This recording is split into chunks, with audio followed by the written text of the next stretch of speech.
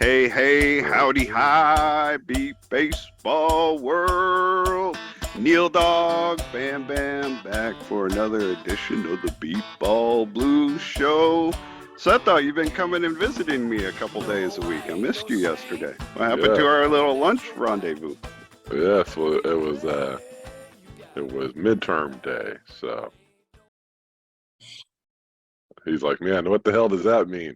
It just worked out that I just had to hang out on campus all day. So, but All good, but all I good. will be back on Tuesday. On Tuesday, I will be back after 11 o'clock or around 11 a.m. I'll be in the house. If you could already have some food so we don't have to take our lives in our hands, that would be great. You don't like walking down the 6 lane highway right by my No, house? no, I don't appreciate it. Don't need to do it. So Yeah, yes, if you could have it already, it'd be good. we had a crossover. It's not even a street. It's an entryway to a big like shopping parking lot. But it's like a 2 lanes or whatever, and we're crossing over where we got 6 lanes of traffic, the biggest street in all of Sacramento on our right, and a car wash on our left. You're just crossing at your own risk. Keep forgetting I got hit by a car that day the last time crossing across. I mean, I didn't hit me. It hit a car came zooming into the parking lot while we were crossing over, hit my cane, man. Oh It's man. crazy. Anyway. Could have been a tragedy. Could have been a tragedy. So, Anyways, I'm not sure how smooth this is going to go, but we lost one of our guests who's going to be the first one up in our little chat. But getting into the show for tonight, we are joined by a couple members.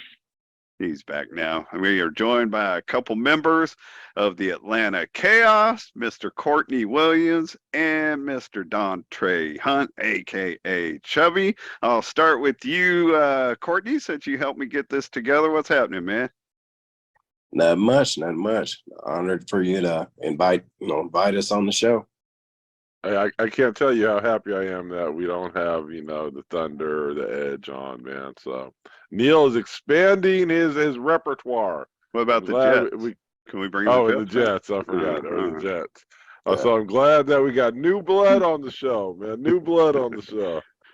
All Some right. of our new blood keeps popping in and out. Dontre, are you with us right now? I think he left us again. Keeps losing his connection. Boo. You should Well, fix that.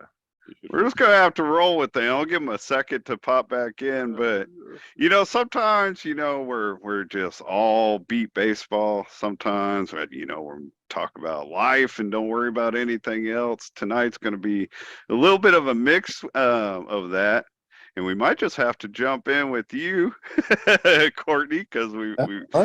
Dontre keeps passing out. But at the World Series, Courtney, man, we had a chance to talk for a while, and I don't know. I enjoyed your story.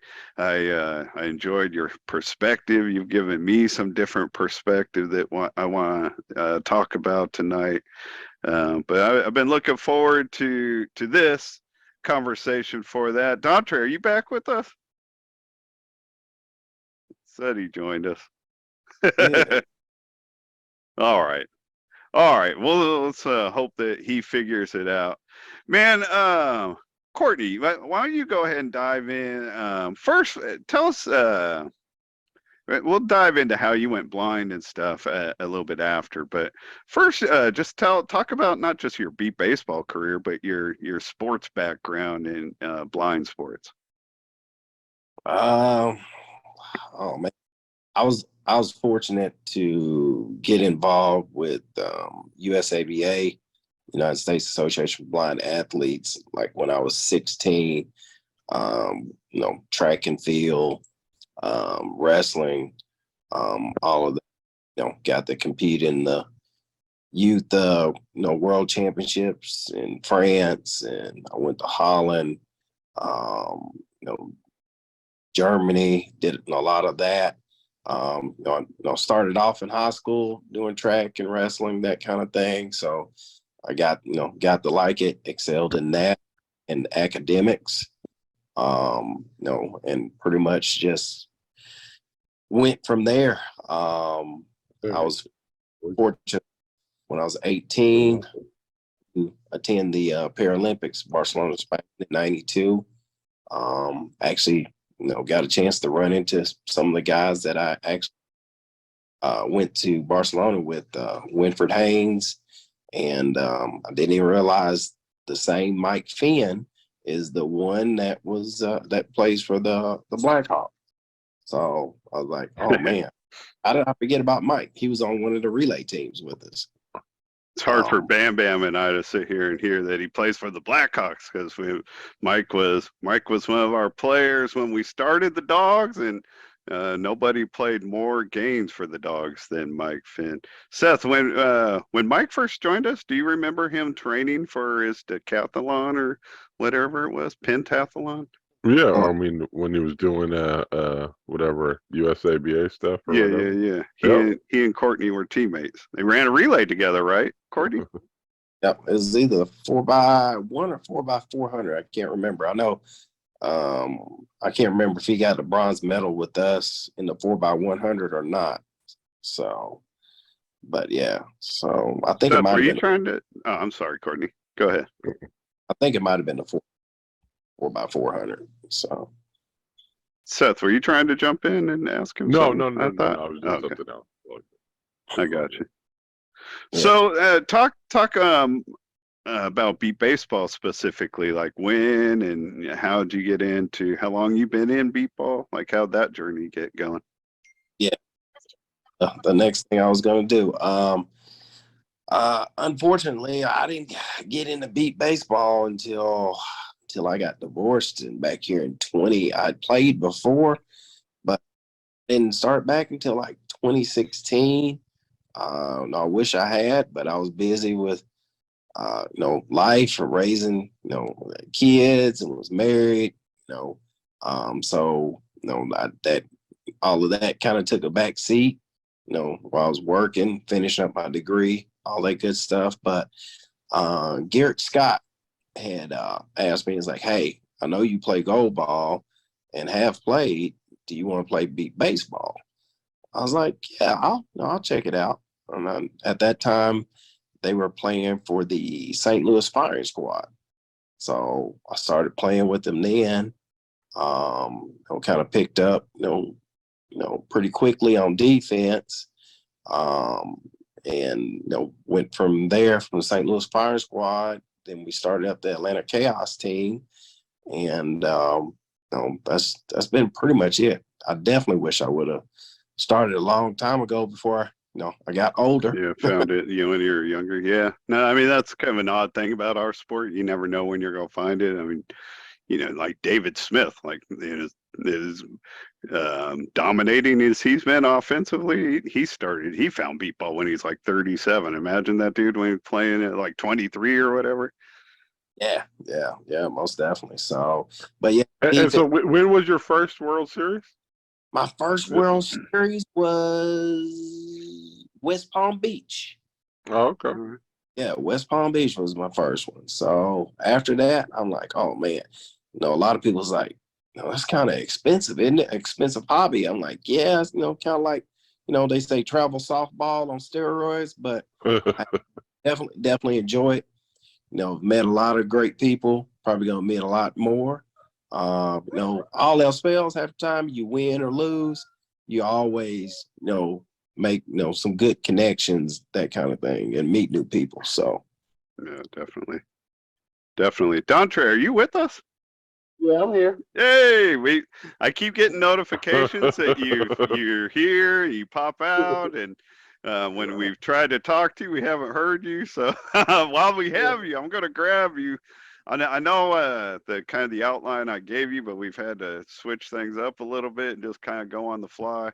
So before we start talking live stuff, man, talk about your beat baseball career. How did you find it? Where did you get started? And anything else also that you've done blind sports wise or sighted sports wise, whatever you've done. So sports wise, I was into adaptive sports. When I was in the first grade. Um, and I took on um wheelchair basketball, wheelchair football, and wheelchair handball for 12 years. And then in high school, I started to play football in my high school. Um, that was interesting. It was fun.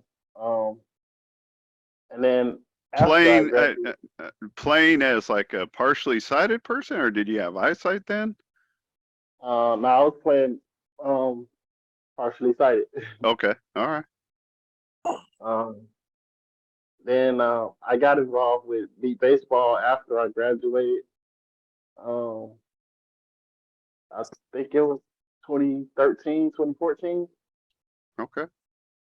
Um, and with that, I think my first World Series was Ames, Iowa. Or was it? Yeah, was it Ames? Well, somewhere in Iowa. You know, Yeah, we've been to Iowa, you know, a few different times. What year was that? Right? Haven't we been to Iowa a couple times? yeah. No, we've Uh, been to Iowa at least 2 times, maybe 3, and it was Ames, Iowa. I'm trying to remember uh, which ones. I think 2012 was Ames, Iowa, yeah, that was but definitely I don't 2014. remember. I don't remember when it was in Ames after that. I don't know if it's been in Ames other than the smaller tournament they had in 2021. Mhm. Since then, Yeah, I don't know. yeah. Go ahead, Dontre. Sometimes Seth and I get on a little get distracted kind of easy. old Sorry. old men talk. You know how it be. What do you do in football? What do you play? I think we lost him again. We lost him. We got his story in though, man. We got his story in. Got Now some next of it time in. he jumps in, we can get to the Oh, next part. I'm right here. All right, all Oh, right, all okay. right. Cool. Did you hear the question? What do you do in football? I played middle linebacker. I did a little running Ooh, back. ooh, Um, nice. yeah. Got some stick to you. Oh yeah. Most definitely. To play middle linebacker, like, are you a pretty high partial, or were you a pretty high partial back then? Because I mean, you gotta be able to see the ball carrier, right? Yeah, I'm still pretty high partial. Um,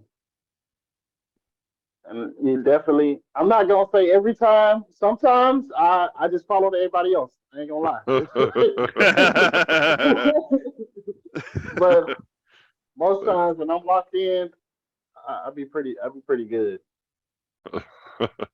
Follow Yeah. the crowd to the ball carrier, Right. I gotta circle back too to before the football when you were talking about wheelchair basketball and that stuff. Were you saying you played wheelchair basketball? Yeah, I played wheelchair basketball, wheelchair football, and wheelchair handball, which is their version of soccer. Because you huh? had an opportunity to, or because you were in a wheelchair back then? I, Because I gotta say, jumping from wheelchair basketball to middle linebacker seems like quite the jump, man. well,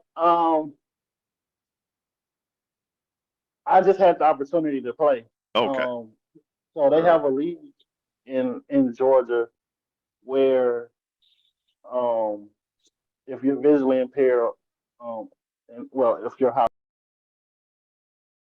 He just popped out. Yeah. Saying if you were saying Neil Dog, if you're kind of blind, man, you can play whatever, man. They just let you do whatever. It's Georgia wheelchair basketball, deaf Hey. darts. It don't matter, man. Just throw them all in there together. It's all good. Like, Uh, oh. I was like, Yeah. hey, I want him to finish that story. I didn't even know. Well, hopefully he'll make it back again. Courtney, man, let's I told Seth when I first talked about you coming on the show that the two of you have something in common. That is pellets floating around in your head. So, My Todd. fellas don't float around. Oh wait, hold on. I was just Dontre's saying, mine return. don't. Oh, you don't? Yeah, You're all out of pellets? No, they just don't float around. Oh, They're fairly stationary. don't let the truth get in the way of a good Oh yeah, story. right. Yeah, Hey, one- Dontre. I'm sorry. But yeah, I'm here. Well, all right. We hold that thought there. Courtney is trying to do this in order. Dontre, man, to finish up a little bit about the playing wheelchair basketball and stuff. It sounded like you kind of just had the freedom to do it in the right place at the right time, so you jumped in. Yeah, that was pretty much the Fair reasoning enough. behind. I just, like I said, I was never able to drive, so the next thing was burning tires on wheelchairs.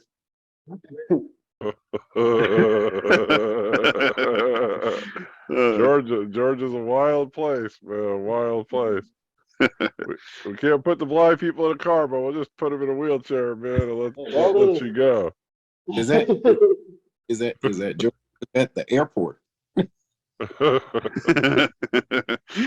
Disabled bumper cars. Yeah. So, Dontre, I told you ahead of time that I wanted to ask you about your nickname, Chubby.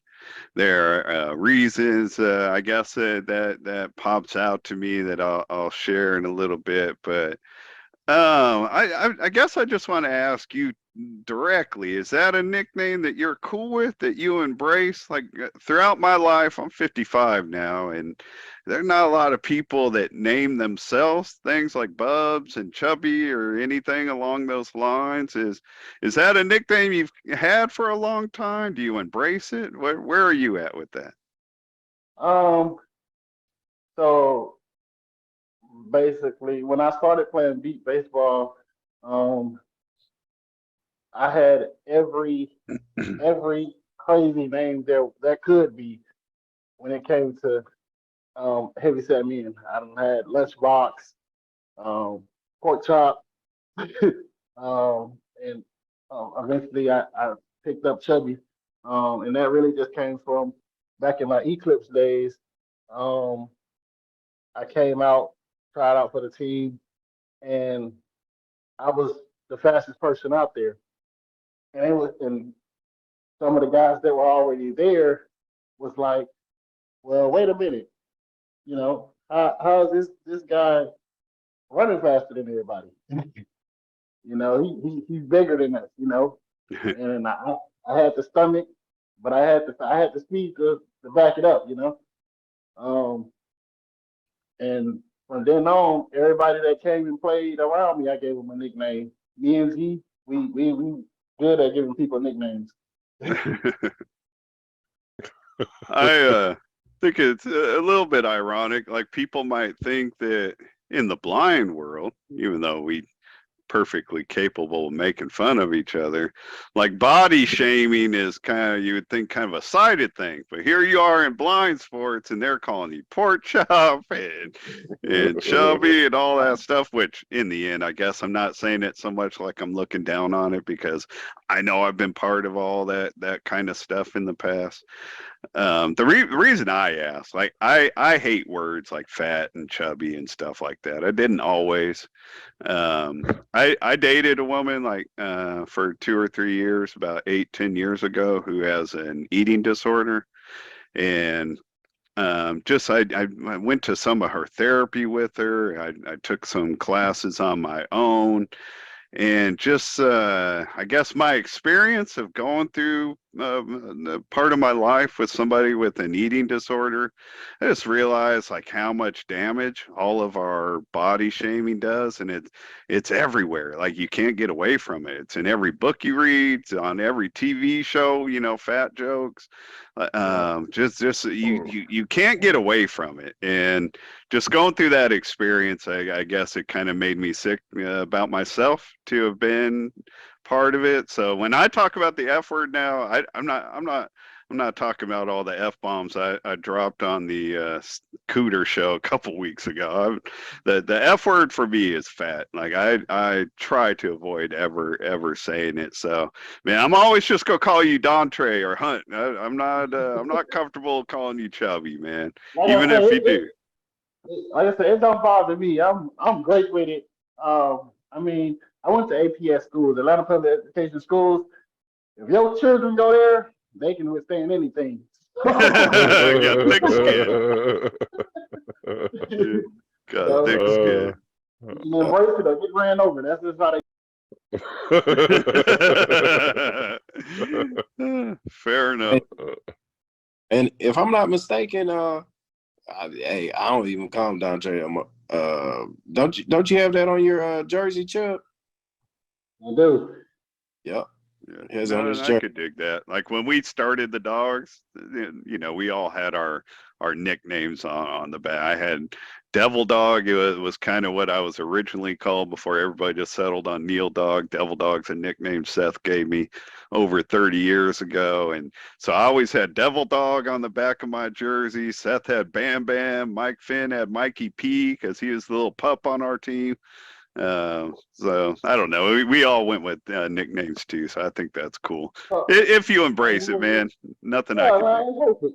I mean, I'm just saying, you want to be you want to be the devil dog. I might as well be the fat guy.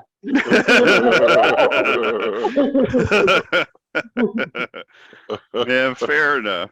Fair enough. You got Neil. You got named after a snack cake. Funny thing is, I mean, I'm a junk food junkie. I mean, I got my own. I've struggled with my own weight, Dontre, my whole adult life. Like during the lockdown of COVID, I lost like 45 pounds. 6 months later, I'd put 35 of it back on and had to lose it all again. So my whole like adult life, I've been going up and down in my weight. So I struggle, but snack cakes or whatever, little desserts like that, that's my thing. And I didn't even know Devil Dogs because they're an East Coast thing. They don't sell those on the West Coast. So I never, when Seth nicknamed me Devil Dog, I had no idea I was named after a snack cake. And to be clear, the Devil Dog I actually got from the movie The Hills Have Eyes. The devil dog did it, Paul. It's they're being hunted by crazy dogs. They're out in the woods, and the main one is the devil dog. So devil dog did it, Paul. So you're named after a kind of character in a movie, Neil Dog. But I didn't know about the devil dog snack cakes either at that point in time. I had no idea. Or that's what they called Marine. That's like me. You never stood a chance. Hey, Dontre, before we get Courtney back and have him tell his story of how he went blind. Talk about that. You had a really good year. You had one of the best all around tournaments at the World Series this year. You had a really solid tournament. You were one of the people I was most excited about getting selected to the All-Star Showcase weekend, just because you're not a name, one that was like in the mix last year, and even going into the World Series this year, you weren't ranked, so high that you were expected to be an All-Star selection. Talk about the year you had this year, man. I mean, I just do what I always do. I go out there and I leave it all out there with my team, and that's just my main focus. I try to push them just as hard as I'm going, and I mean, just showing up and doing what I had to do to make sure that I was being supportive of my team. That was all it was for me. I mean, I just love to play beepball, and I feel like I was a part of something special. So I'm just trying to keep it going. Any plans on going out to the All-Star games? Oh, most definitely. Oh, Most nice. definitely. Very cool. Good for you, man. Good for you. I'm really happy that that you get to be part of that. So look forward to seeing how you do at that. Mr. Williams, Yes, sir. let's jump in, man. Let's talk about how you lost your eyesight and just dive into some life perspectives and all that. And as we talk, Dontre, feel free to jump in with us or whatever. We're just gonna be having conversation, No problem. I'll tell you all about the politician. Well, man. here we go. I was like, well, the clear we were talking about it from minutes ago, Neil, and Seth that said, the pellets or buckshots aren't floating around. They're like embedded, like, you can feel them underneath your layers of skin, like in there. I know from myself, you can, you know what I mean? Right. One thing is, I definitely can't get an MRI done because it's moved that are near my spine. But basically, how I lost my vision. I'm originally from Arkansas. Grew up in a small town, Carthage, Arkansas, probably about 60 miles outside of Little Rock. My stepdad had a drug and alcohol problem. It started with little small things. Basically, domestic violence a lot of times happens in the home. People don't talk about it. Things get swept under the rug. I was like 6 years old at the time. Back then, a lot of things, didn't get addressed if, a person didn't press charges. But one day after he had lost his job, he came home. He was under the influence. I ended up getting shot from behind with a scatter shot. And it was one of those things that, being 6 years old, being very, fragile or, not fully, it was definitely a blessing that I did make it through that and only lose my vision, not have any other, disabilities.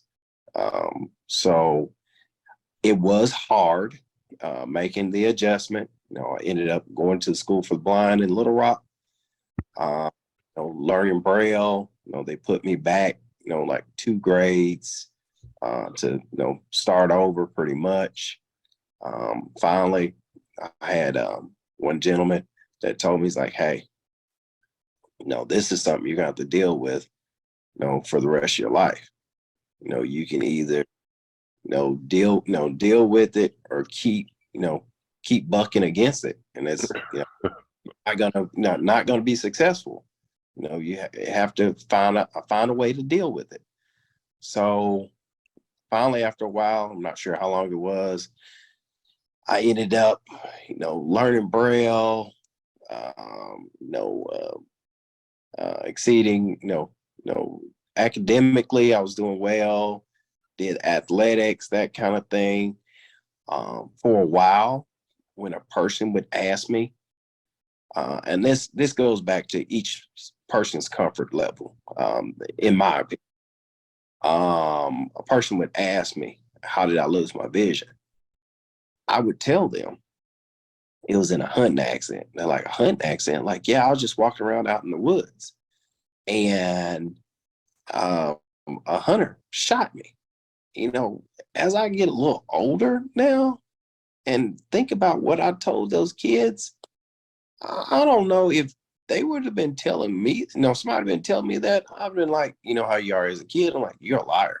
It really, how random is that? You know what I mean? I don't know if you disagree, Seth. I kind of disagree with that only because through Beepball, I've heard of multiple, and you've given me the thought that maybe those stories I've heard aren't true, but I've heard multiple stories of people having been shot as part of a hunting thing. Like, didn't you encounter that a little bit playing in Texas, Seth? Yeah. Yeah, no, I mean, I believe I've heard it more, a couple Yeah. different times, but it's generally the they older. are hunting and they shoot themselves somehow, as Yeah. opposed to That's true. hunting and somebody actually Yeah. saying, "Hey, shit, there's a deer, man! Boom!" You know.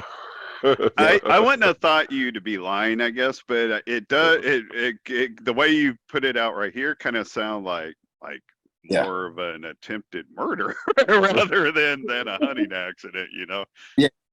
But Yeah. go ahead. I'm sorry, man. I'm You sorry. could you could say, "Hey, somebody used me till I was young, and they Yeah. said I should be a decoy, and so I put deer antlers on my head, and I went out there, and I got shot."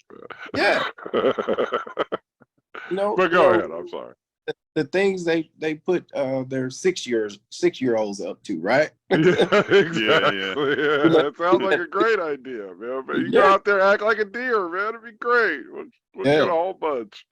Oh yeah. So, but and I had thought about that later, but I finally got comfortable with my vision loss, and I started talking to folks about domestic violence, how it can escalate from one thing to another. I started I think I was probably about 16 years old.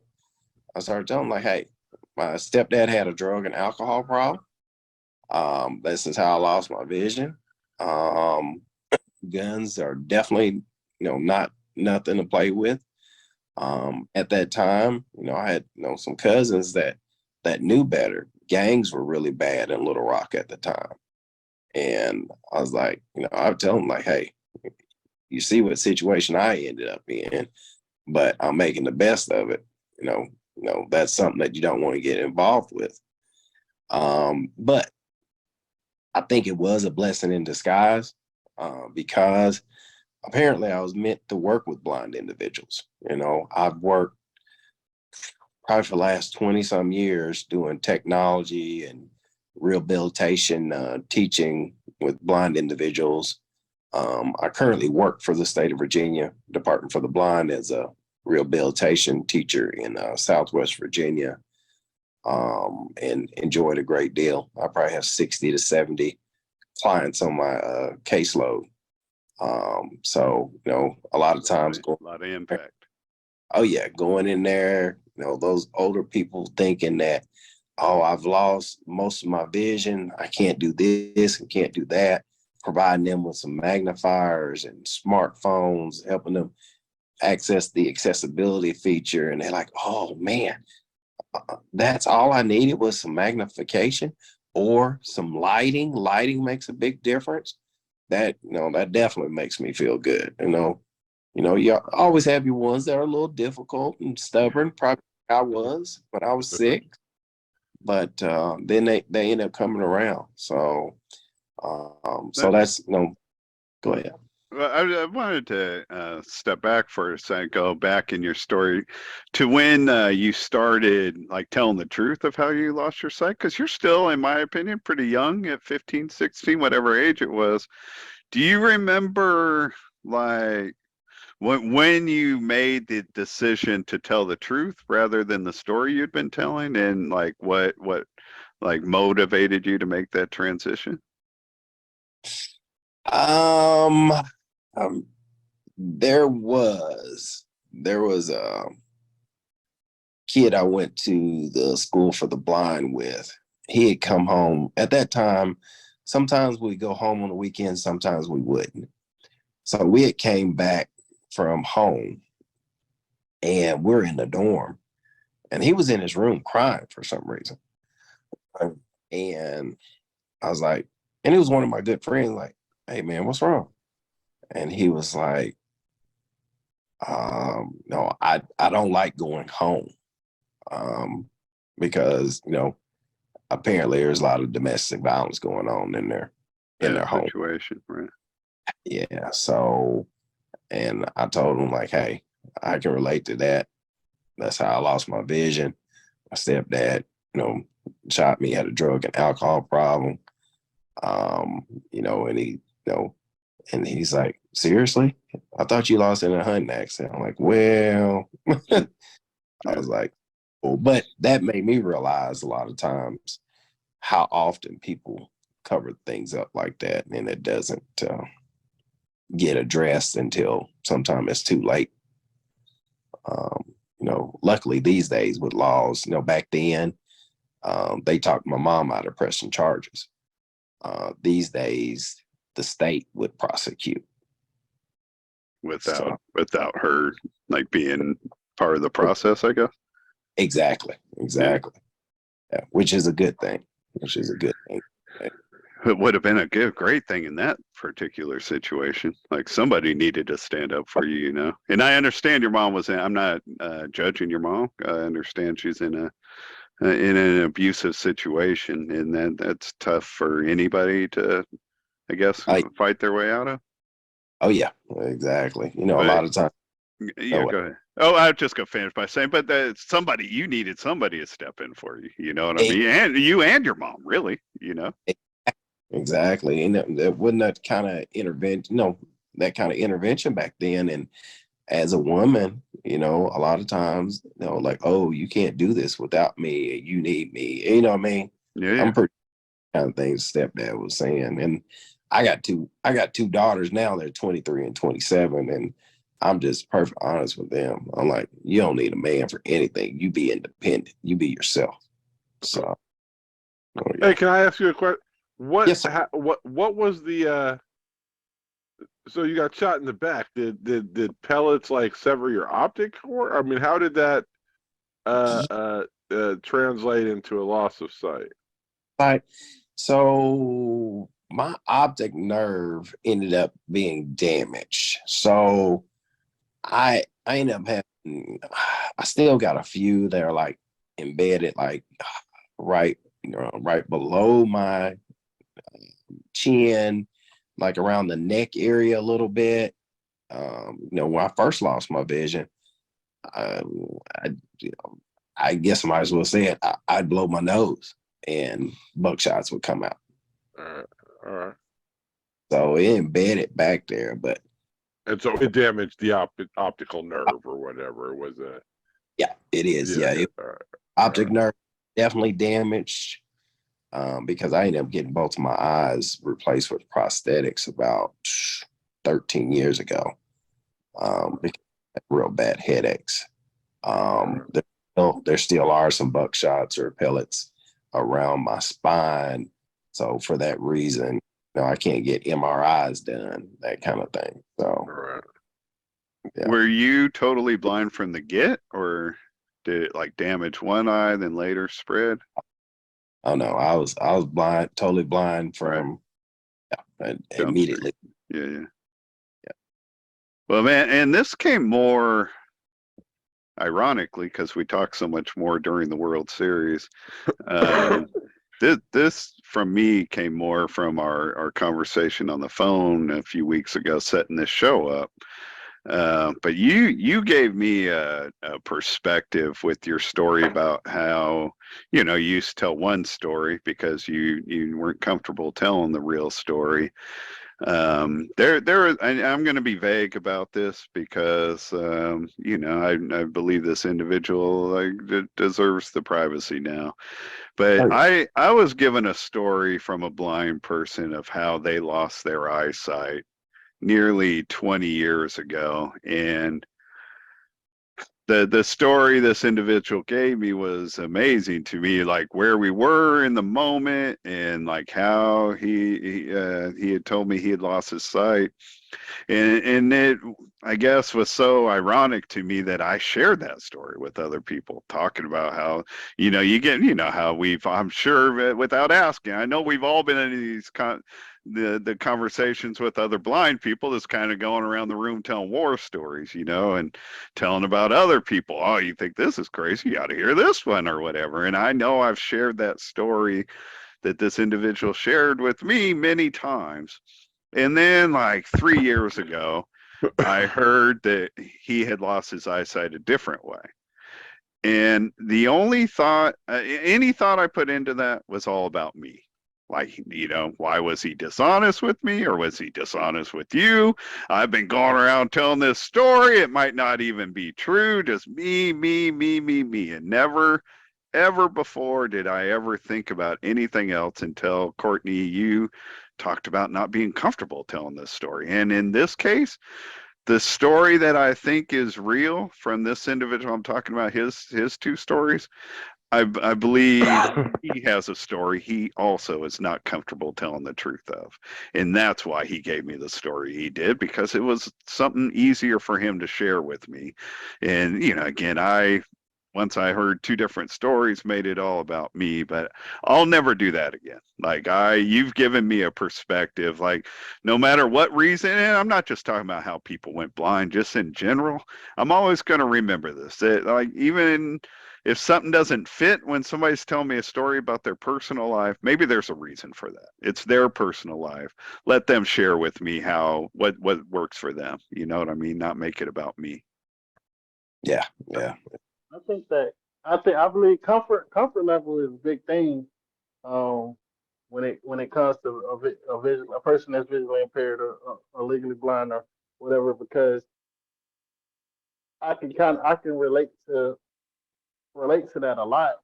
I never gave anybody another story or anything, because I was born with my visual impairment, Right. but it never really came up, and I never was comfortable, and I never was so blind interactive before I started playing beepball. And like me playing beepball really put me in a comfort level where I can talk to anybody about it all day, But before then, when I was playing football, even when I played adaptive sports, it never came up. As a child, I never told my friends. You know, it was always something that I kept to myself. And Yeah. then when I started playing beepball, it was just, it was so easy. I guess it was like, wow, it's a million of people out here just like me.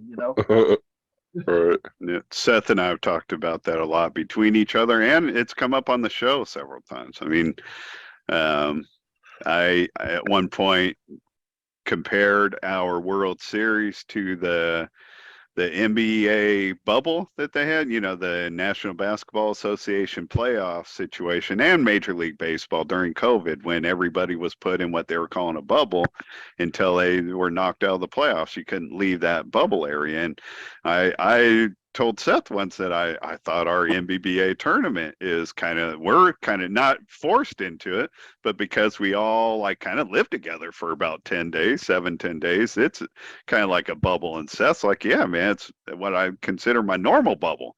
And like that hit me so true, because and I experienced it 1,000,000% this year, returning for the first time in 14 years.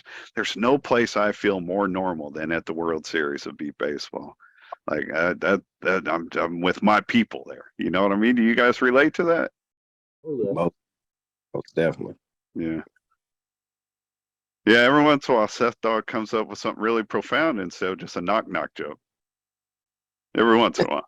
I think we lost Seth. It seemed like No, yeah, I was here. okay. I was just gonna say you gotta always wait for it. You never know you're gonna get a good little nugget, Neil Dog. I can't waste all my good little nuggets on just anybody and everybody, man. Fair enough.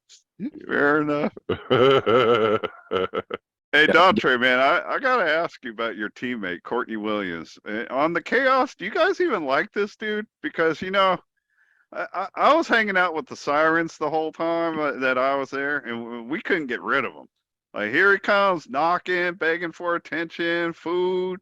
It's like, man, don't you have a team? Don't you guys kick him out of you? You guys don't hang out with Courtney? We hang out with him. I mean, but he's a politician. That's that we talk, like I said, everybody got a name. Everybody. And he's the politician. Politician. Why do you give him that name? Where does the politician come from, Dontre? I mean, it's just everything about him, for real. I mean, he can just about fit in anywhere, and if you need to know something, he's the person to go to. He's just Courtney. He know everybody.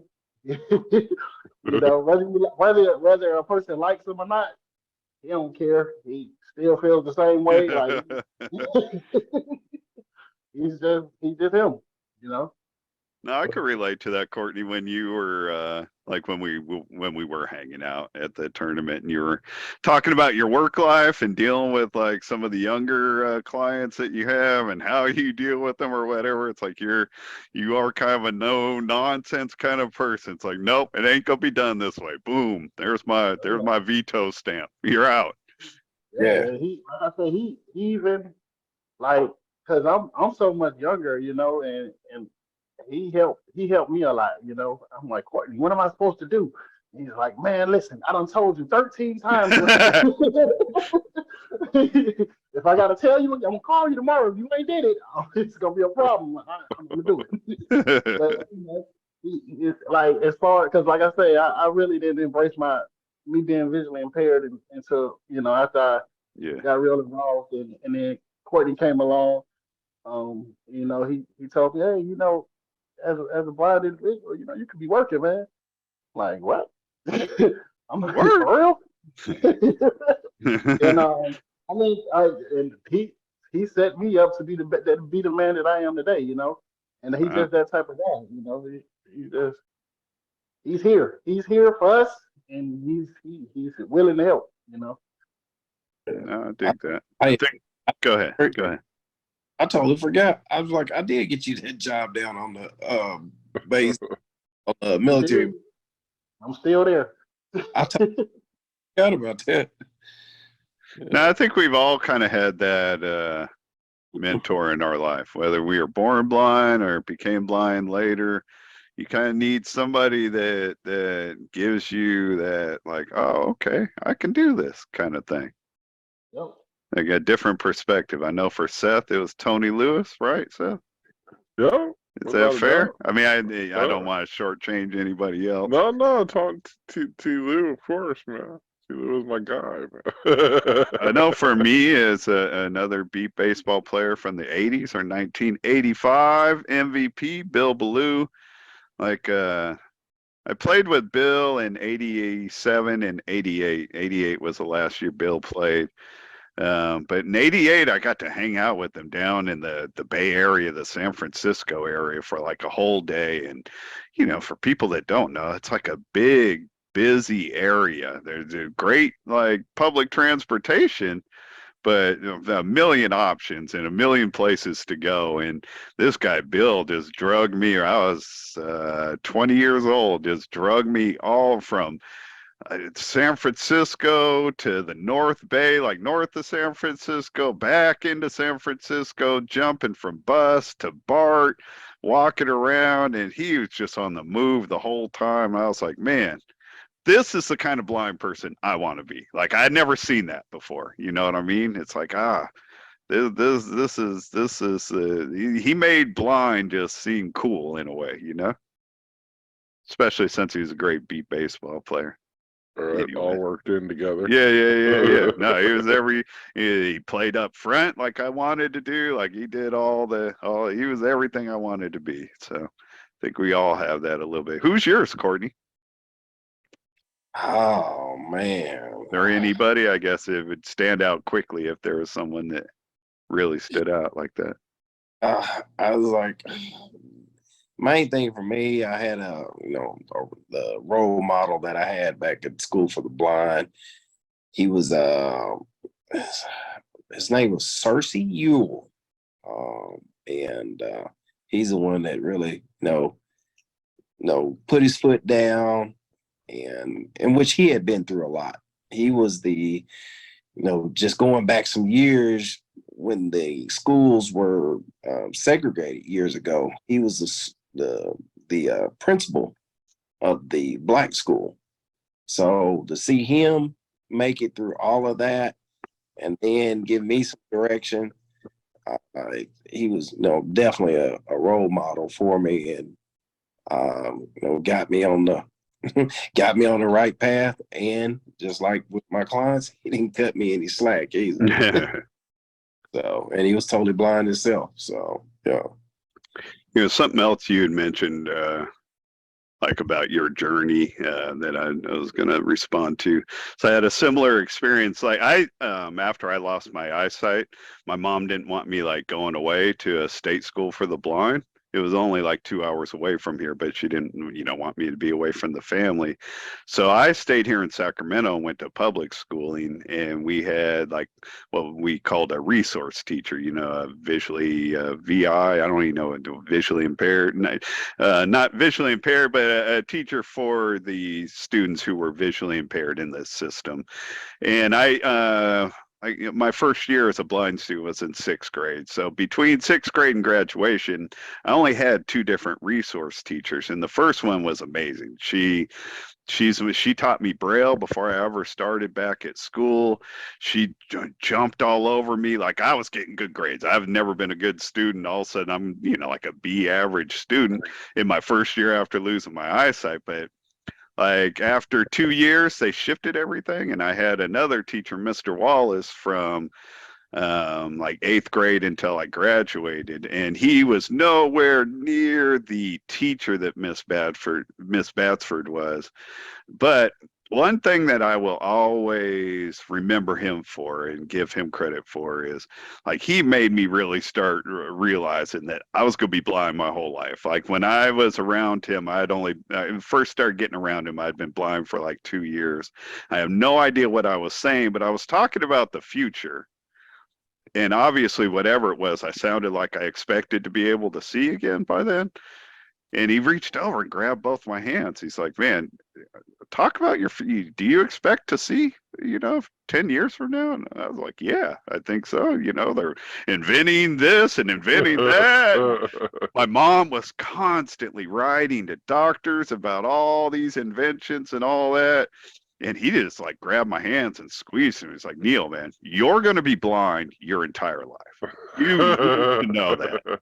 And even though that was harsh, like I did need to know that. You know what I mean? It took a little while for that to sink in, but I will always appreciate him for throwing that at me because I did need to hear it. I wasn't hearing that at home, and I was never going to hear that at home. Yeah. Oh yeah. Yeah. I'll just speak up. My mom told me right away when I asked about my sight in the hospital. You will be blind for the rest of your life. And I appreciate this is the world that you got to deal with. No bullshit, no lies, no nothing. Yeah. Get used to it. The world has changed. So I always appreciated that. Yeah. I definitely understand that.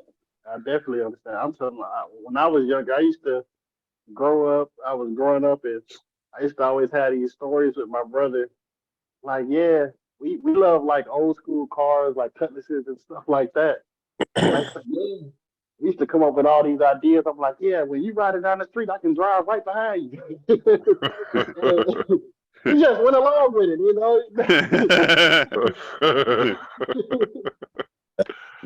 I go ahead, Courtney. And Neil, you talking about you said your mom really didn't want to send you away to the school. Yeah. Shoot, my mom, I probably couldn't leave soon enough. She's like, "There's a school. You stay up there, and you don't come home often. Like, when does it go? What do you need?" Honestly, in your case, you were safer though. I mean, I've never encouraged people to send their kids away, but that was another blessing in your case. You don't want to give that dude a second chance. Oh yeah. So it was like, and I got comfortable up there, and yeah, a lot of times I really didn't want to come home, because I had my friends up there. I was in a safe environment, so you never would have been the wrestler that you are today. What'd you say? What is? You never would have been the wrestler that you are today. Oh yeah, Dontre, you must want to tell the story, huh? No, I don't want to tell that story. I go pass on a good wrestling story. Oh man, I took him for a joke. Let's just say that. All right. He took him for a joke. Did the young man challenge you, Courtney? Yeah, go. Dontre, you started the story. Go ahead and finish it. I definitely did. I looked at him. He said, I'll drop you so quick it won't even be funny. I said, I'm 330 pounds. I want to see you drop me. Oh man. Before I knew it, I was on the ground. double leg takedown on him. So you know what? You ever touch me again?